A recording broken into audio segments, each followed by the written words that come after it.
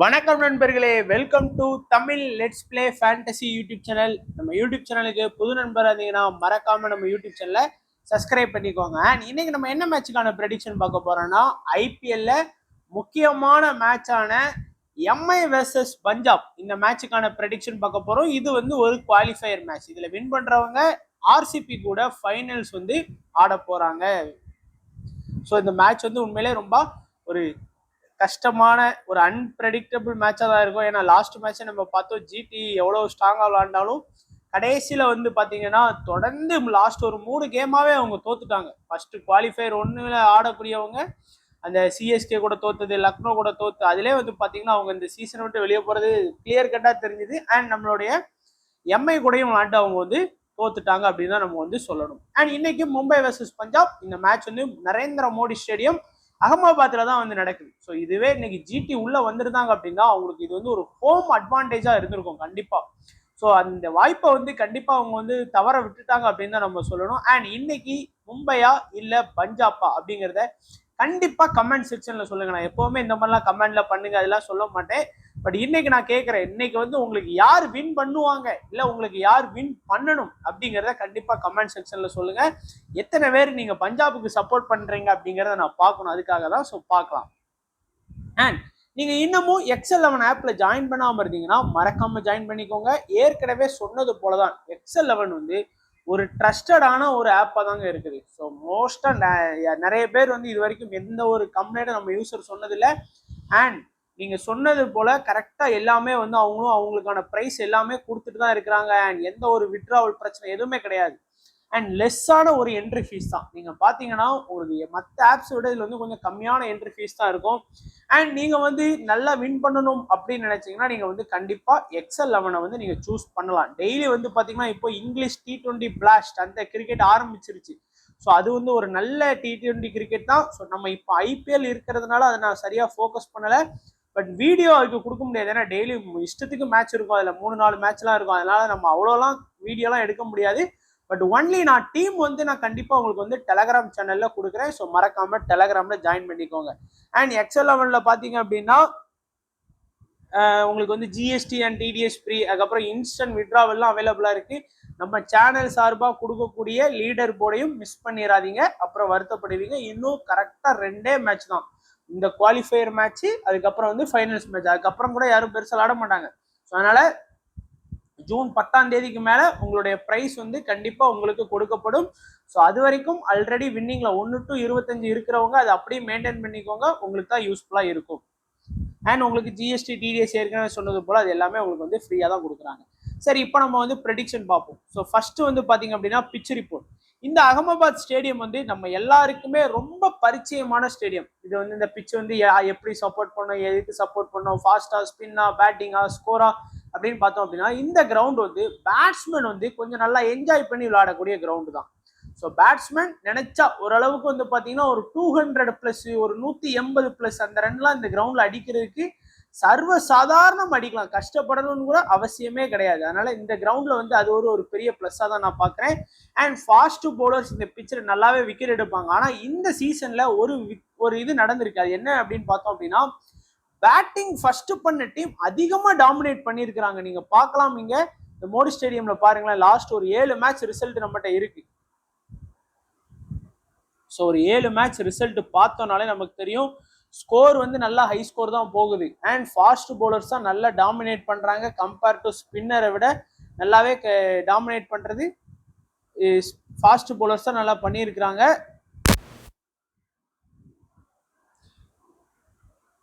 And ஓவராலா பாத்தீங்க அப்படின்னா 7 மேட்ச்ல 6 மேட்ச் பேட்டிங் ஃபர்ஸ்ட் தான் வின் பண்ணியிருக்கிறாங்க. இதுதான் யோசிக்க வேண்டியது.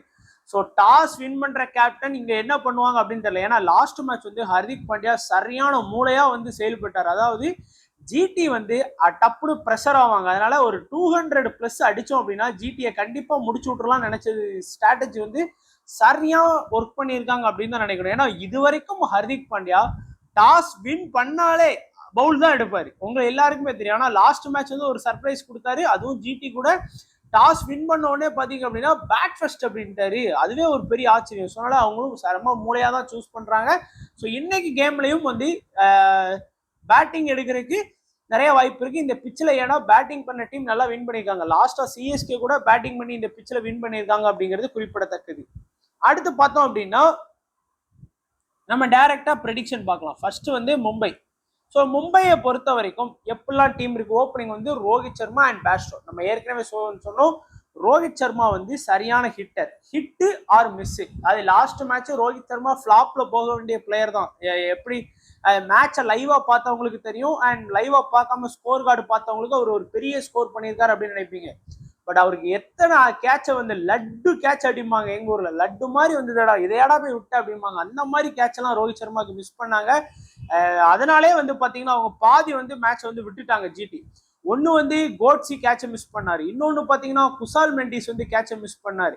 ஸோ அந்த 2 கேட்சை பிடிச்சிருந்தாங்கன்னா ரோஹித் சர்மா இந்த லெவலுக்கு ஒரு பெரிய ஸ்கோர் போயிருக்க மாட்டார். அண்ட் அடுத்து வந்த பிளேயர்ஸும் இந்த மாதிரி ஒரு அதிரடியான இன்னிங்ஸ் வந்து ஆடி இருக்கிறதுக்கு பாசிபிலிட்டி வந்து ரொம்ப கம்மி. ஸோ இந்த பிளேயர்ஸ் நீங்க அதே போலதான் பேஸ்ட்ரோ வந்து நான் நினைச்சேன் கொஞ்சம் ஃபார்ம் அவுட்ல இருக்கிறாரு. நம்ம இந்த SA T20 ஒன்றும் பெருசா விளையாடல, ஆனா லாஸ்ட் மேட்ச் வந்து உண்மையிலே நல்லா அற்புதமா ஆடினாரு. பட் பேட்டிங் பிச்சு அதே போலதான் இன்னைக்கும் பேட்டிங் பிச் அப்படிங்கிறதுனால இந்த 2 பேருமே உங்களுக்கு வந்து ஒரு ட்ரம்ப் கார்டு தான். நீங்க எடுத்தீங்க அப்படின்னா ஒன் சைடா அவங்க அடிச்சு வின் பண்ண வைக்கலாம், இல்ல அப்படின்னா ஒன் சைடா தூக்க கூட வைக்கலாம். ஏன்னா எப்போ அவுட் ஆவாங்கன்னு சொல்ல முடியாது. கண்ணை மூடிட்டு சுத்தக்கூடிய பிளேயர்ஸ். அண்ட் ஆப்போனன்ட் டீம்ல பஞ்சாப்ல வந்து பாத்தீங்கன்னா சிங்கி ஜிமிஷன் இருக்கிறாங்க. ஸோ கம்பேர் டு நம்ம லாஸ்ட் மேட்ச் பவுலிங்கை விட சிராஜ் அண்ட் பிரசித் கிருஷ்ணாவை விட சிங்கு வந்து அந்த இனிஷியல்ல வந்து நல்லாவே விக்கெட் டேக்கிங் போலரா இருப்பாரு. அண்ட் அதை கொஞ்சம் நம்ம கவனமா ஞாபகம் வைக்கணும். அதனால இந்த 2 பேருமே உங்களுக்கு வந்து ஹிட் ஆர் மிஸ் தான். சூரியகுமார் யாதவ் கன்சிஸ்டன்சிக்குன்னே பிறந்தவரா இருக்கிறாரு இந்த IPL சீசன்ல.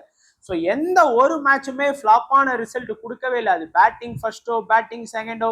ஒரு சில பிளேயர்ஸ் வந்து பேட்டிங் ஃபர்ஸ்ட் நல்லா ஆடுவாங்க, ஒரு சில பிளேயர் பேட்டிங் செகண்ட் நல்லா ஆடுவாங்க. சூர்யா எடுத்தீங்க அப்படின்னா ஒரு குறையாம ஒரு 30+ பாயிண்ட் வந்து பாத்தீங்கன்னா அடிச்சு கொடுக்குறாரு. ஸோ கண்டிப்பா சூரியகுமார் யாதவ் உங்க டீம்ல வைங்க. அடுத்து திலக் வர்மா. லாஸ்ட் மேட்ச் வந்து நல்ல ஒரு வாய்ப்பு கிடைக்கும், நம்மளே வீடியோல டிஸ்கஸ் பண்ணியிருந்தோம். இன்னைக்கு வந்து பெருசா அதாவது வில் ஜாக்ஸ் இல்லாத காரணத்தினால அவருக்கான பேட்டிங் பொசிஷன் வந்து நல்லா இருக்கும்னு நினைச்சோம். அதே போல பேட்டிங் பொசிஷன் நல்லா கிடைச்சது. ஒரு 25 ரன் தான் ஸ்கோர் பண்ணாரு 11 பால்ல. இருந்தாலும் இன்னமும் நல்லா ஸ்கோர் பண்ணியிருக்கலாம். அதுக்குள்ள வந்து பாத்தீங்கன்னா லாஸ்ட் ஒரு 3 ஓவர் இருக்கும்போதே அவுட் ஆகி போயிட்டாரு. பட் திலக் வர்மாக்கு நல்ல ஒரு பேட்டிங் வாய்ப்பு இருக்கு. குறையாம ஒரு 25ல இருந்து நீங்க 30+ ரன் எதிர்பார்க்கலாம். Hardik Pandya batting plus bowling. நான் எப்பவுமே சொல்றது Hardik Pandya first bowl second பேட்டிங்கிற காம்பினேஷன்ல நல்லாவே பண்ணுவாரு.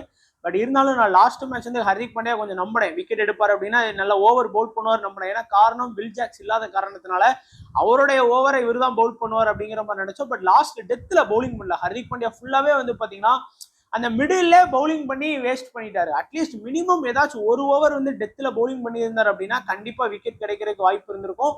அதை மிஸ் பண்ணிட்டாங்க. அது மட்டும் இல்லாம ட்ரெண்ட் போல்ட், பும்ரா, கிளீசன் இந்த 3 பேருமே டெத்ல வந்து அட்டாக் பண்ணிட்டாங்க. ஸோ அதனால நம்ம ஹர்திக் பாண்டியாவை பெருசா பவுலிங்ல நம்ப வேணாம். பட் இருந்தாலும் பேட்டிங் பிளஸ் பவுலிங் ஆப்ஷன் இருக்கிறதுனால நம்ம ஹர்திக் பாண்டியாவை எடுக்காம டீம் செட் பண்ண முடியாது. நமந்தீர் நான் ஏற்கனவே சொன்னது போல பேட்டிங் ஃபர்ஸ்ட் அப்படின்னா மட்டும் நமந்தீரை வந்து நீங்க கொஞ்சம் கன்சிடர் பண்ண ட்ரை பண்ணலாம். சரி ட்ரை பண்ணி பார்க்கலாமே அப்படிங்கிற மாதிரி நீங்க கன்சிடர் பண்ணலாம். அதுவே பேட்டிங் செகண்ட் வந்தா கூட நீங்க கண்டுக்க தேவையில்லை. பேட்டிங் ஃபர்ஸ்ட் பண்ணா நீங்க அடுத்து ராஜு பவாஸ் அவங்களாம் பெருசா ஒன்றும் இம்பாக்ட் பண்ண போறது இல்லை. ஸ்மால் லீக்லயோ கிராண்ட் லீக்லயோ பெருசா இம்பாக்ட் பண்ண போறது இல்லை.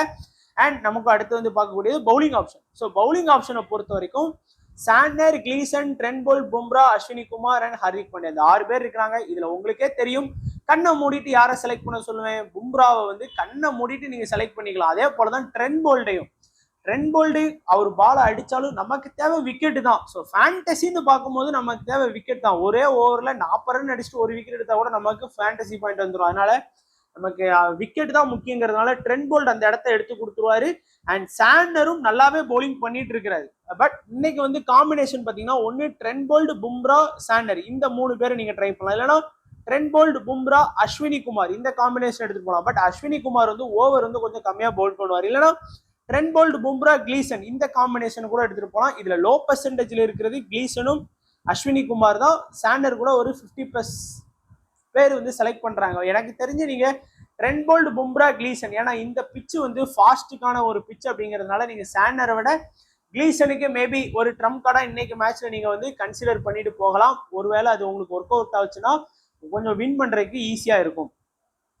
அடுத்ததான் நம்ம பார்க்கக்கூடியது பஞ்சாப் டீம். ஸோ பஞ்சாப் நல்ல ஒரு ஆடக்கூடிய ஒரு பிளேயர்ஸ் தான். பார்ப்போம் இன்னைக்கு எப்படி ஆடுறாங்க அப்படின்னு. பட் பஞ்சாப்ட பெருசா பவுலிங் ஆப்ஷன் இல்லாததுனால நான் குறையா பாக்குறேன். பட் பேட்டிங் வந்து நல்லாவே தான் வச்சிருக்காங்க. ஸோ பார்ப்போம் எப்படி இன்னைக்கு ஆடுறாங்க அப்படின்னு. ஓப்பனிங் வந்து பிரியன் சாரியா பிரப் சிம்ரன். அங்க எப்படி ரோஹித் சர்மா அண்ட் பிதாமகனோ அதே போலதான் இங்கேயும் பாத்தீங்க அப்படின்னா பிரியன் சாரியா அண்ட் நம்மளுடைய பிரப் சிம்ரன் சிங் 2 பேருமே ஹார்ட் ஹிட்டர்ஸ். வந்தா வருது போனா போதுன்னு சுத்துற பிளேயர்ஸ். அதனாலதான் லாஸ்ட் மேட்ச் ஆர்சிபி கூட தோத்தாங்க. ஏன்னா எல்லா மேட்சும் எல்லா பாலும் வந்து அவங்களுக்கு ஏத்தா போல அடிக்கிற மாதிரி வராது, மைனஸ் ஆயிடுவாங்க. ஸோ அதனாலதான் இந்த ஹார்ட் ஹிட்டர்ஸை நம்ம நம்பவே முடியாது. அதுக்கு பொறுமையால் ஆடக்கூடிய பிளேயர்ஸ் கூட நம்பலாமே தவிர ஹார்டு ஹிட்டர்ஸ் வந்து நம்ப முடியாது. திடீர்னு அடிப்பாங்க, திடீர்னு அவுட் ஆகி போயிருவாங்க. இன்னைக்கு பாருங்க ரோஹித் சர்மாவை எல்லாருமே வந்து அவங்களுடைய டீம்ல வந்து கண்டிப்பா எடுத்துட்டு வருவாங்க. பட் ரோஹித் சர்மாக்கு கெட்ட நேரமா அவுட் ஆகி போனாரா நல்லா இருக்கும், நம்ம வேண்டிக்கும். அண்ட் இங்கிலீஷ் நல்ல ஒரு ஆடக்கூடிய ஒரு பிளேயர். லாஸ்ட் மேட்ச் ரிசல்ட்டை கன்சிடர் பண்ணாதீங்க பெருசா, ஏன்னா அது எல்லாருமே வந்து சரியா ஆடல. அண்ட் இங்கிலீஷை பொறுத்த வரைக்கும் டீசெண்டான ஒரு ஸ்கோர் வந்து பாத்தீங்கன்னா ஆடக்கூடிய பிளேயர், பிளஸ் விக்கெட் கீப்பிங் ஆப்ஷன்ல இருக்காரு, நல்ல ஃபார்ம்ல இருக்காரு, அதுதான் முக்கியம். ஸோ அதனால நம்ம இங்கிலீஷையும் கொஞ்சம் கன்சிடர் பண்ணலாம். அடுத்து ஸ்ரேயஸ் ஐயர், கண்ணை மூடிட்டு செலக்ட் பண்றதுல சூர்யாவை எப்படி சொன்னானோ அதே போல நீங்க ஸ்ரேயஸ் ஐயரை ட்ரை பண்ணலாம். பட் ஸ்ரேயஸ் ஐயர் இன்னைக்கு கொஞ்சம் பொறுப்பா கொஞ்சம் நல்லா ஆடுவார்னு நம்பிக்கை இருக்கு. ஸோ கண்டிப்பா ஒரு கேப்டன் வைஸ் கேப்டன் கூட நீங்க வந்து கன்சிடர் பண்ணலாம் ஸ்ரேயஸ் ஐயர். அந்த அளவுக்கு இன்னைக்கு மேட்ச்ல வந்து ஐயர் இம்பார்ட்டன்டா இருப்பாரு. வாதிரா பேட்டிங் செகண்ட் பண்ண வந்தார் அப்படின்னா கொஞ்சம் கன்சிடர் பண்ணுங்க. பேட்டிங் செகண்ட் வரும்போதெல்லாம் அவர் கொஞ்சம் நல்லாவே ஆடுவாரு. அதுவே பேட்டிங் ஃபர்ஸ்ட் அப்படின்னா நிறைய மேட்ச் வந்து ஒரு ஃபிளாப்பான ரிசல்ட் கொடுத்துருக்காரு. சாசாங் சிங் பேட்டிங் ஃபர்ஸ்ட் வந்தாருன்னா நல்லா இம்பார்ட்டன்ஸ் கொடுக்கலாம். 10 மேட்ச் இருக்கு அப்படின்னா 8 மேட்ச் வந்து பேட்டிங் ஃபர்ஸ்ட் வந்தா 30+ ரன் அடிக்காரு. 2 மேட்ச் தான் ஃபிளாப்பான ரிசல்ட் கொடுக்காரு. ஸோ 80% ஆஃப் ரிசல்ட் வந்து பேட்டிங் ஃபர்ஸ்ட்ல வந்து நல்லா இருக்கு. அதனால நீங்க கண்டிப்பா சாசாங் சிங் வந்து பேட்டிங் ஃபர்ஸ்ட் வந்தா நீங்க ட்ரை பண்ணலாம். ஸ்டோயினிஸ், ஒமர்சாய் 2 பேருமே ஒரு டீசென்டான ஆல்ரவுண்டர்.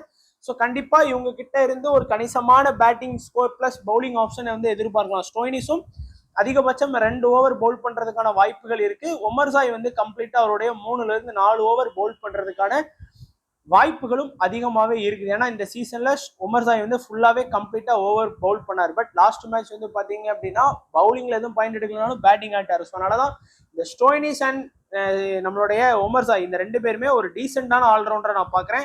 அண்ட் பவுலிங் ஆப்ஷன்ல சிங் இனிஷியல் பிளஸ் டெத்ல அட்டாக் பண்ணக்கூடிய பவுலர், ஜிமிசன் இனிஷியல் பிளஸ் டெத்ல அட்டாக் பண்ணக்கூடிய பவுலர். ஸோ இந்த 2 பவுலர்ஸுமே கண்டிப்பா ட்ரை பண்ணுங்க. மினிமம் 1ல இருந்து 2 விக்கெட் ஆளுக்கு எடுத்து கொடுக்குற வாய்ப்பு இருக்கு. மும்பை செகண்ட் பேட்டிங் பண்ணா இந்த மேட்சை வந்து வின் பண்ணுவாங்கன்னு தோணுது. பட் இந்த பிச்சில் வந்து ஃபர்ஸ்ட் பேட்டிங் பண்ண டீம் தான் அதிகமாக வின் பண்ணியிருக்கிறாங்க. ஸோ டாஸ் வந்து ரொம்ப முக்கியம். டாஸ் யார் வின் பண்றாங்கிறது நம்ம கண்டிப்பா பார்க்கணும். அண்ட் சகால் ஹார்பிட் பால், சகால் இன்னைக்கு விளையாடுவார் அப்படின்னு எதிர்பார்க்கப்படுது. ஸோ பார்ப்போம். சகால் விளையாண்டாருன்னா கொஞ்சம் டஃப் ஃபைட் கொடுப்பாங்க. ஏன்னா அந்த ஒரு இடம் தான் அவங்களுக்கு இப்போ பெருசா வந்து இடிச்சிட்டு இருக்கு. ஏன்னா ஜங்ஷனுக்கு பேலா கூட ஜிமிஷனை வச்சு அட்டாக் பண்ணிடுறாங்க. பெருசா ஒன்றும் இது இல்லை. பட் சகால் பிளேஸ் வந்து ரொம்ப மைனஸா போகுது அவங்களுக்கு. ஸோ சகால் இன்னைக்கு விளாண்டாருன்னா கண்டிப்பா அது பஞ்சாபுக்கு வந்து ஒரு பெரிய பிளஸ்ஸா இருக்கும். அடுத்ததான் நான் பாக்குறது வந்து பாத்தீங்கன்னா நான் ஸ்மால் லீக்ல எக்ஸ்பெக்ட் பண்ணக்கூடிய பிளேயர் இன்னைக்கு மேட்ச்ல வந்து பாத்தீங்க அப்படின்னா Rohit Sharma, Surya, Tilak, Hardik Pandya, Trent Boult, Bumrah and Deepak Chahar கிடையாது. அந்த இடத்துல வந்து பாத்தீங்க அப்படின்னா கிளீசனை ட்ரை பண்ணுங்க. இல்லைன்னா நீங்க வந்து பேட்டிங் ஆப்ஷன் போகணும் அப்படின்னு நினைச்சீங்கன்னா உங்களுக்கு வந்து ரோஹித் சர்மா நம்ம ஓப்பனர் பேர் என்ன பேர் ஜானி பேஸ்டோ மேல நம்பிக்கை இருந்தா நீங்க ஜானி பேஸ்டோ வந்து நீங்க கண்டிப்பா கன்சிடர் பண்ணிக்கலாம். இங்க பிரப் சிம்ரன், பிரியன் சாரியா, ஸ்ரேயஸ் ஐயர், ஒமர்சாய், சிங், சகால், ஜிமிசன் இந்த 7 பேர் வந்து நல்ல ஃபேண்டசி பாயிண்ட் வாங்கி கொடுக்கறதுக்கு அதிக வாய்ப்பு இருக்குன்னு நான் நம்புறேன். அடுத்ததா பாத்தீங்கன்னா நான் இன்னைக்கு லோ பெர்சன்டேஜ்ல வைக்கக்கூடிய பிளேயர்ஸ் யாரெல்லாம் அப்படின்னு பாத்தீங்க அப்படின்னா லோ பெர்சன்டேஜ்ல இருக்கக்கூடிய குட் பிளேயர்ஸ் நான் பாக்குறது சாசாங் சிங் பேட்டிங் ஃபர்ஸ்ட் பண்ண ட்ரை பண்ணலாம். ஹார்பிட் பாரு, நமந்தீர், அஸ்வினி குமார் இவங்க எல்லாருமே நல்லா இன்னைக்கு சூப்பரா ஆடிடுவாங்கன்னு நான் சொல்லலை. ரொம்ப லோ பெர்சன்டேஜ்ல இருக்கக்கூடிய ஒரு டீசென்டான பிளேயர். ஸ்மால் லீக்கை பொறுத்த வரைக்கும் கேப்டன் சூர்யா, வைஸ் கேப்டன் ஸ்ரேயஸ் ஐயர் தான் காமன் பிக்கா இருக்கும். வேணும்னா நீங்க சிங்கு, பும்ராவை வந்து கேப்டன் வைஸ் கேப்டனா 2 டீம்ல உள்ள முக்கியமான பவுலர், அதுவும் குறிப்பா யார் ஃபர்ஸ்ட் பவுல் பண்றாங்களோ இன்னைக்கு பஞ்சாப் ஃபர்ஸ்ட் பவுல் பண்ணுச்சுன்னா நீங்க சிங்கை வந்து கொஞ்சம் கன்சிடர் பண்ணலாம். ஏன்னா டெத்ல அட்டாக் பண்ணுவார். இல்ல பும்ரா ஃபர்ஸ்ட் பவுல் பண்றாரு அப்படின்னா கொஞ்சம் கன்சிடர் பண்ணலாம், டெத்ல அட்டாக் பண்ணுவாரு. அண்ட் நீங்க பாத்தீங்க அப்படின்னா கிராண்ட் லீக்ல ஹர்திக் பாண்டியா, திலக் வர்மா, கிளீசன், பிரியன் சாரியா, பிரப் சிம்ரன் இந்த 5 பேரையுமே இன்னைக்கு நான் கிராண்ட் லீக்ல என்னுடைய பர்சனல் டீம்ல நான் ட்ரை பண்றேன். விருப்பம் உள்ளவங்க ட்ரை பண்ணி பார்க்கலாம். ஸோ அவ்வளவுதான் நண்பா. வீடியோ பிடிச்சிருக்குன்னு நினைக்கிறேன். பிடிச்சிருந்தா லைக் பண்ணுங்க, உங்க நண்பர்களுக்கு ஷேர் பண்ணுங்க. வீடியோ பார்த்த எல்லா நண்பர்களுக்கும் நன்றி, வணக்கம். தேங்க்ஸ் ஃபார் வாட்சிங் நண்பா.